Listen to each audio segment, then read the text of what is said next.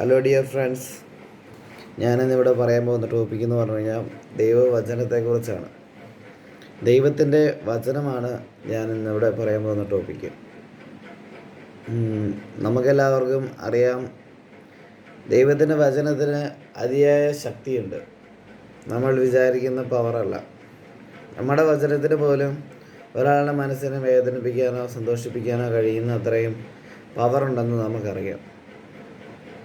നമ്മളിൽ നിന്ന് പോസിറ്റീവ് വരുമ്പോൾ ഒരാളുടെ മനസ്സ് സന്തോഷിക്കുകയും അയാൾ സന്തോഷം കൊണ്ട് തുള്ളിച്ചാടുകയും ചെയ്യുന്നു.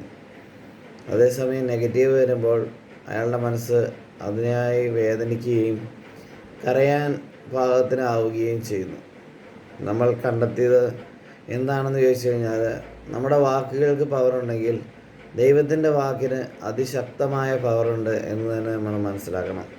കാരണം വിശുദ്ധമായതിൽ നിന്ന് വരുന്നത് എന്തും വിശുദ്ധമാണ് എന്ന് നമുക്കറിയാം. ദൈവം പരിശുദ്ധമാണ്. പരിശുദ്ധമായതിൽ നിന്ന് വരുന്നത് പരിശുദ്ധം തന്നെയാണ്. അതിൻ്റെ മാറ്റം ഉണ്ടാവില്ല.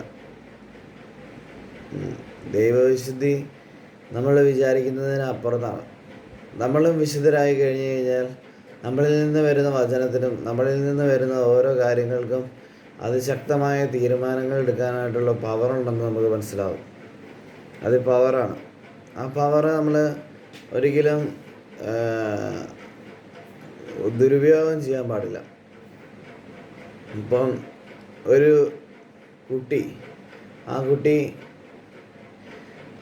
നിഷ്കളങ്കമായ മനസ്സോടെ പ്രാർത്ഥിച്ചു കഴിഞ്ഞാൽ ആ കുട്ടി പ്രാർത്ഥിക്കുന്ന കാര്യങ്ങൾ ഏകദേശം നടന്നു കിട്ടുന്നതായിട്ട് നമുക്ക് കാണാൻ പറ്റുന്നുണ്ട്.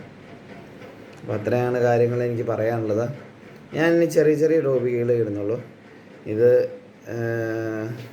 എല്ലാവർക്കും കേൾക്കാൻ എളുപ്പമായതുകൊണ്ടും എനിക്ക് പറയാൻ എളുപ്പമായതുകൊണ്ടും മാത്രമാണ്. അപ്പോൾ എല്ലാവർക്കും എൻ്റെ നമസ്കാരം. Thank you.